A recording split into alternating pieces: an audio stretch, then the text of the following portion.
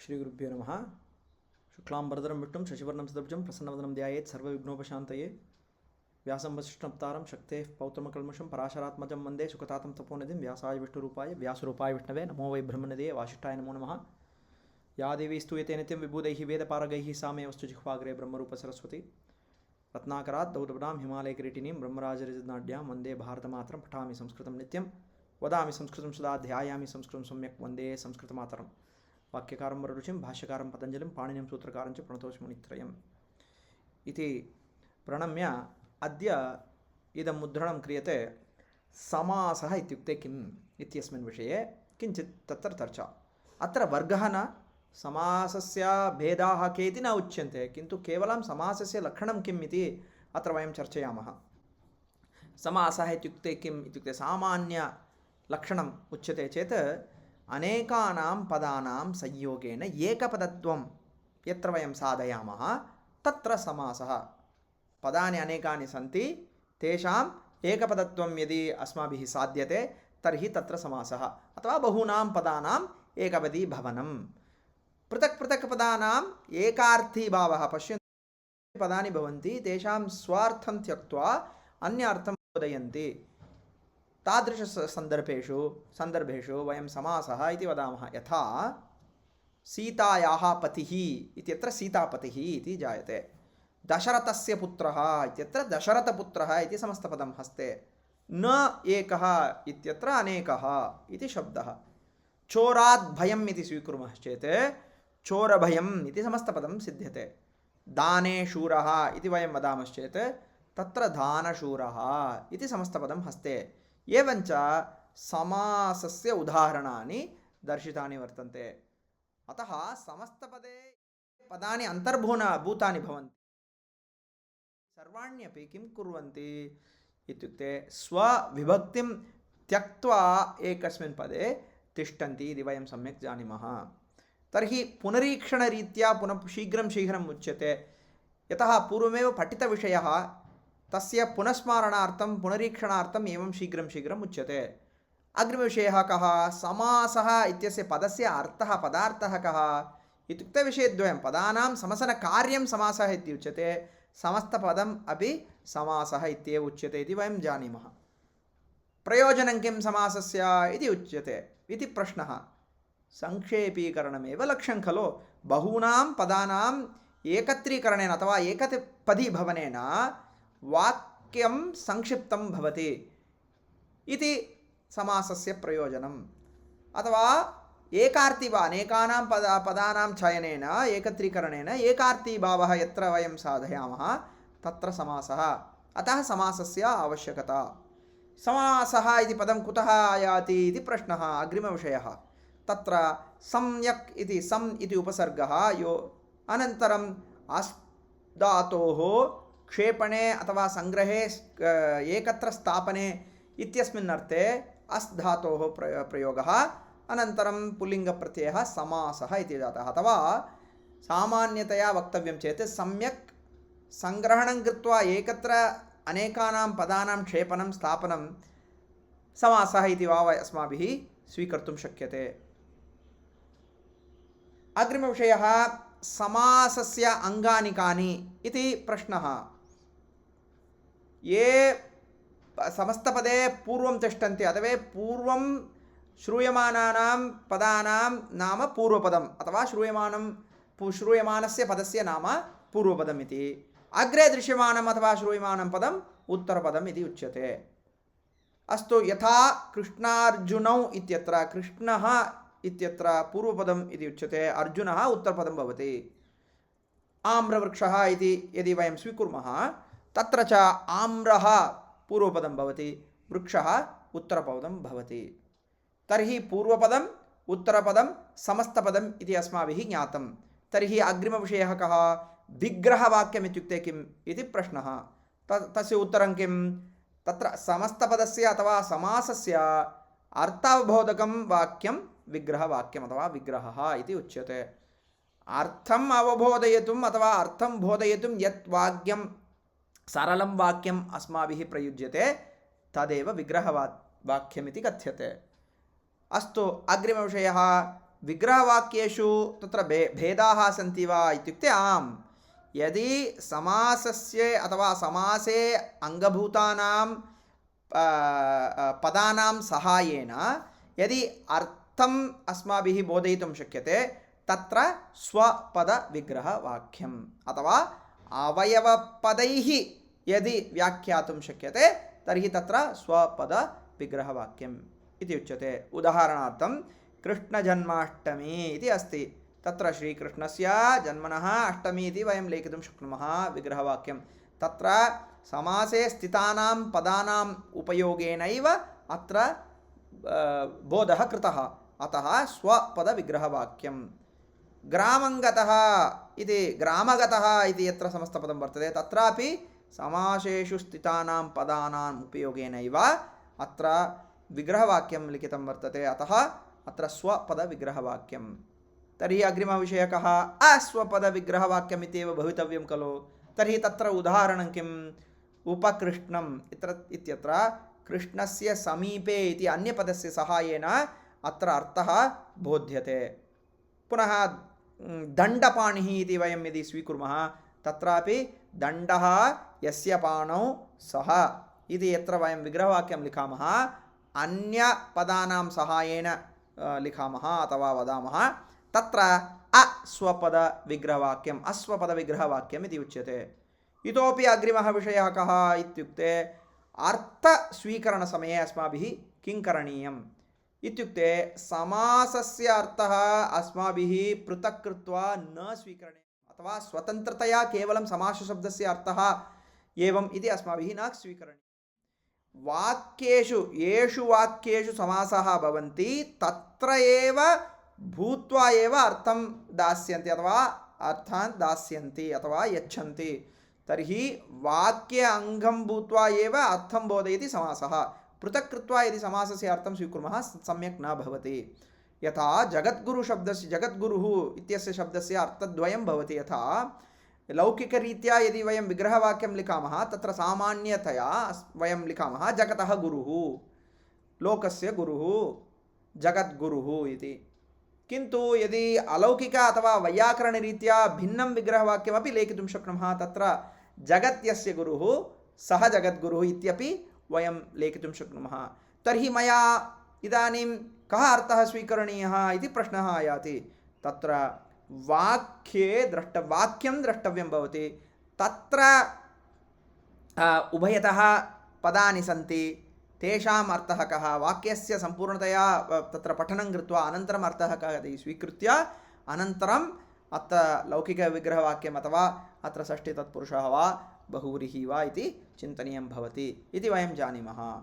अग्रिमविषयः कः? कीदृशपदानां समासः भवितुमर्हति इत्युक्ते केवलं सुबन्तानाम् एव समासः भवितुमर्हति। अथवा कीदृशसुबन्तानाम् इति पृच्छ्यते तत्र अस्माभिः किं वक्तव्यं? यत्र अन्वयः भवति पदद्वयस्य मध्ये अथवा पदद्वयोः अन्वयः यत्र अस्ति परस्पर अन्वितयोः एव सुबन्तयोः समासः भवति इति सम्यक् जानीमः। किन्तु अत्र पश्यन्तु, उदाहरणं वदामि एकं। रामः अस्ति इति पदद्वयं, तत्र रामोऽस्ति इति अवग्रहचिह्नेन सह लिखामः, तत्र समासः वा इत्युक्ते न। यद्यपि वाक्ये अन्वयः अस्ति, रामः अस्ति इति एतयोः शब्दयोः मध्ये अस्ति अन्वयः, समासयोग्यः अन्वयः अत्र नास्ति इति कृत्वा रामोऽस्ति इति यत्र लिखामः तत्र समासः न। इतोपि भिन्नं विषयं पश्यामः। यत्र पदखण्डद्वयं वाक्यखण्डद्वयं स्वीकुर्मः। रामः खादति फलं, वृक्षः पतति। फलशब्दस्य अनुक्षण अनन्तरं किं भवति? वृक्षः इति पदं दृश्यते, अतः फलवृक्षः इति वयम् अत्र स्वीकर्तुं शक्नुमः वा? न। किमर्थम्? अत्र एतयोः शब्दयोः मध्ये अन्वयः नास्ति। किमर्थं? वाक्ये अन्वयः नास्ति। रामः खादति फलं, वृक्षः पतति इत्यत्र फलवृक्षः इति योजयितुं न शक्नुमः, तत्र न युज्यते, यतः परस्पर अन्वयः नास्ति इति वयं सम्यक् जानीमः। पुनः इतोपि उदाहरणं पुस्तकेषु दर्शितम् उदाहरणमेकं वदामि। भवति दर्शनं राज्ञः अथवा महाराजस्य दर्शनं भवति, चोरस्य पुत्रः धावति इति एव वाक्यं। तत्र लेखनसमये अथवा कथनसमये वयम् एवं परिवर्त्य अपि वक्तुं शक्नुमः। भवति दर्शनं राज्ञः, पुत्रः चोरस्य धावति इति स्वीकुर्मः। तत्र राज्ञशब्दस्य अनुक्षणम् अनन्तरं पुत्रः इति शब्दः आगतः अस्ति, अतः मया राजपुत्रः इति अहं योजयितुं शक्नोमि वा इति पृच्छ्यते चेत् न, राजपुत्रः इति अत्र न अन्वयः, अतः तत्र समासः न कर्तव्यः। तर्हि सुबन्तानामेव केवलम् इत्युक्ते कुम्भकारः पदे कुम्भं करोति यः सः कुम्भकारः इति, कुम्भं करोति इति कुम्भकारः इति उच्यते खलु, तत्र कुम्भं करोति इति क्रियापदम् अस्ति ननु इति पृच्छ्यते चेत् तत्र तादृशं नास्ति। लौकिककथने एवं कुम्भं करोति इति सामान्यतया उच्यते विग्रहवाक्यं, किन्तु तत्र कृ धातोः प्रथमं सुबन्धत्वं साधयित्वा कारः इति कृत्वा अनन्तरं समासः क्रियते इति कृत्वा तत्रापि सुबन्तयोरेव समासः कुम्भकारः इत्यत्र करोति इति पदं तत्र सामान्यतया एवम् उच्यते, किन्तु तथा नास्ति इति ज्ञातव्यं भवति। तर्हि अग्रिम इतोपि सन्ति वा इत्युक्ते आम्। कति पदानि भवितुमर्हन्ति समासेषु इत्युक्ते अनेक बहूनाम् इति उक्तं पूर्वं, न तु केवलं पदद्वयस्य इति उक्तम्। अतः अत्र पश्यन्तु, पदद्वयस्य संयोगात् भवितुमर्हन्ति अथवा बहूनां पदानां समासः भवितुमर्हति। यथा हरिः हरः गुरुः इत्यत्र हरिहरगुरवः इति वक्तुं शक्यते। रामलक्ष्मणभरतशत्रुघ्नाः इति समस्तपदं भवितुमर्हति, यत्र रामः लक्ष्मणः भरतः शत्रुघ्नः इति अनेकानि पदानि सन्ति। अनन्तरं द्वारपालकः अथवा राजगृहद्वारपालकः इति वयं स्वीकुर्मश्चेत् तत्रापि राज्ञः गृहम् अनन्तरं तत्र राजगृहम् इति भवति, अनन्तरं राजगृहस्य द्वारस्य पालकः इति एवं तत्र दीर्घसमासः अपि भवितुमर्हति।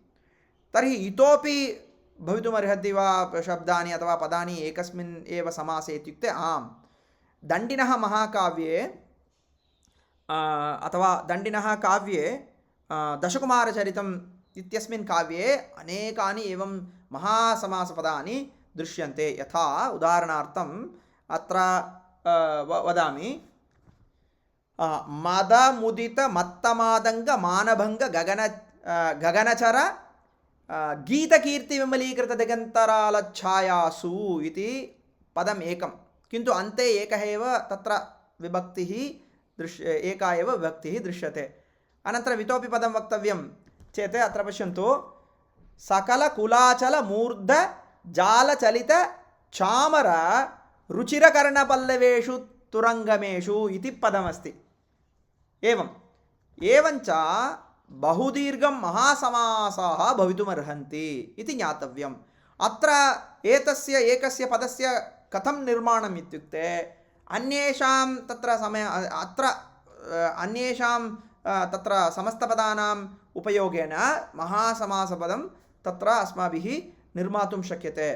किन्तु तत्रापि पश्यन्तु, पदानि स्वविभक्तिं त्यक्त्वा प्रायः कदाचित् स्व अर्थमपि त्यक्त्वा एक पदं भूत्वा तिष्ठन्ति। एवञ्च अनेकानां पदानां प्रयोगः भवितुमर्हति इति वयं ज्ञातवन्तः। तर्हि अत्र समासपदे कस्य पदस्य प्राधान्यता इति तत्र प्रश्नः भवति।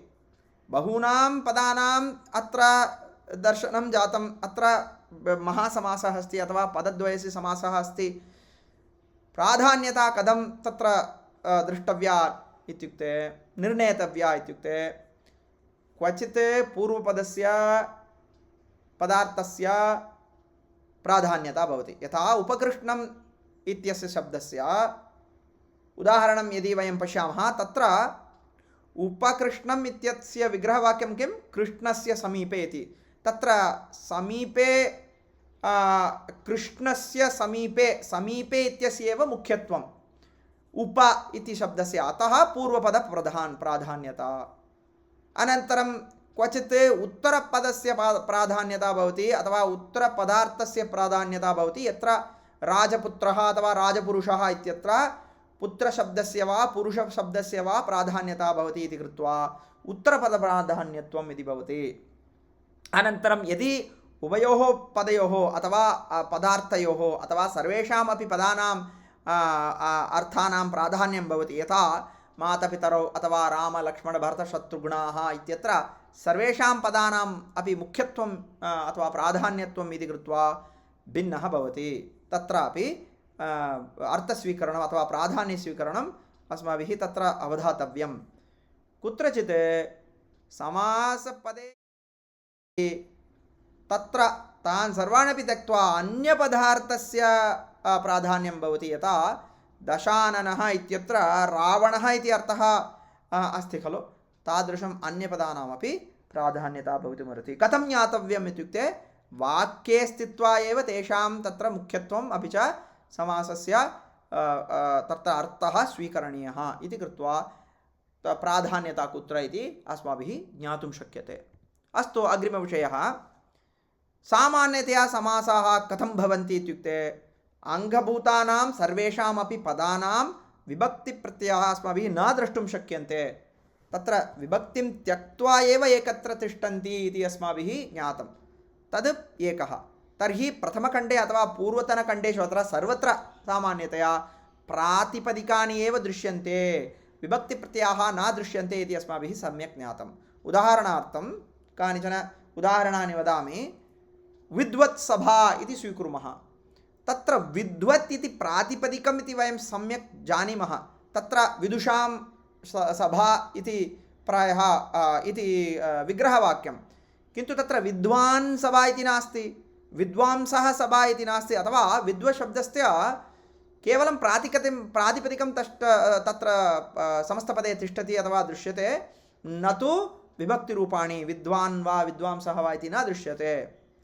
इतोपि अग्रिम उदाहरणं जलाशयः इति स्वीकुर्मः। तत्र जल इति प्रातिपदिकं, किन्तु जलेस्मिन् इति स्वीकुर्मः चेत् समासः एव दृश्यते। समासः वा इत्युक्ते न, जले अस्मिन् इति सन्धिः एव तत्र जले इति तत्र विभक्तिरूपं दृश्यते इति कृत्वा जलेस्मिन् इति पदं न समासः।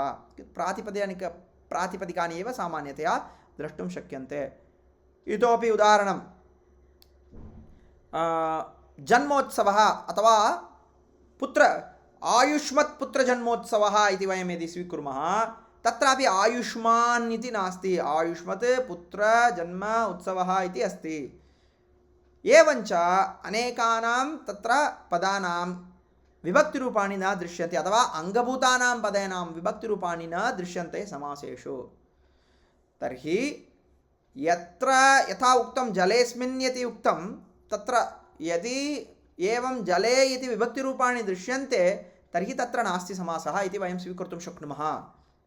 उदाहरणार्थम् इतोपि उदाहरणद्वयं वदामि। रामस्य आगमनम् इति पदद्वयं, तत्र सन्धिं कृत्वा रामस्य आगमनम् इति यदि वयं कुर्मः, तत्र रामस्यागमनम् इत्यस्मिन् तत्र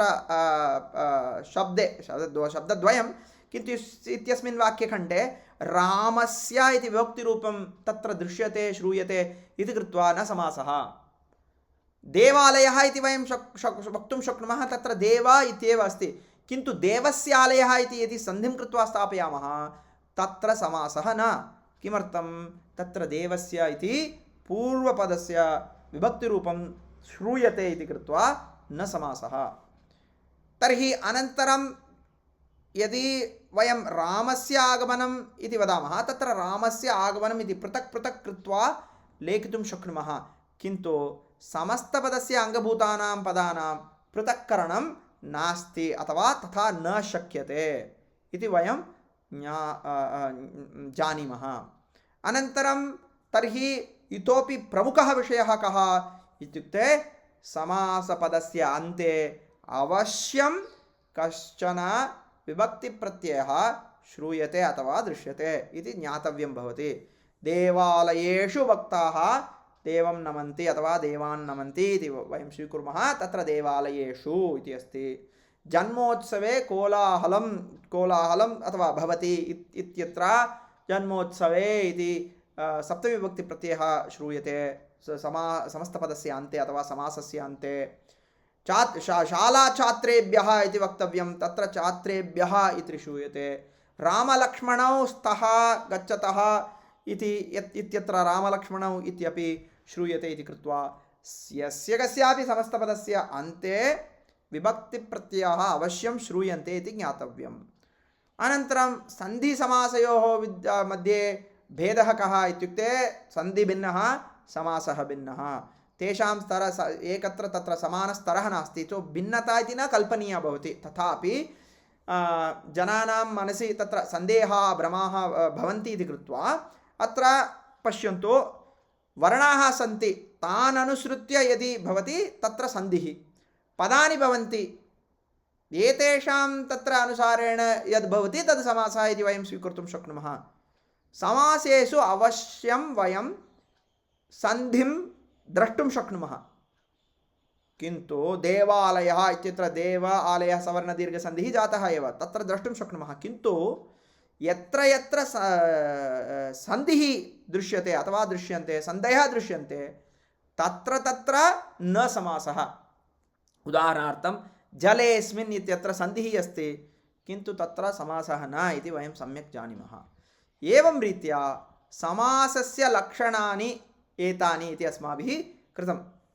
तर्हि अस्माभिः समासविषये सम्यक् ज्ञातं। समोसाविषये अपि वयं जानीमः, समासविषये अपि जानीमः। सोमासि इति कश्चन तत्र किञ्चन मधुरमपि अस्ति तत्र दक्षिणभारते, तस्य विषये अपि वयं सम्यक् जानीमः।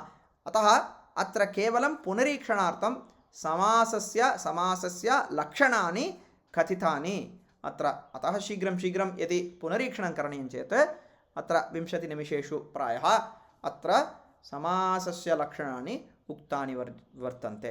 धन्यवादः। श्रीगुरुभ्यो नमः। हरिः ओम्।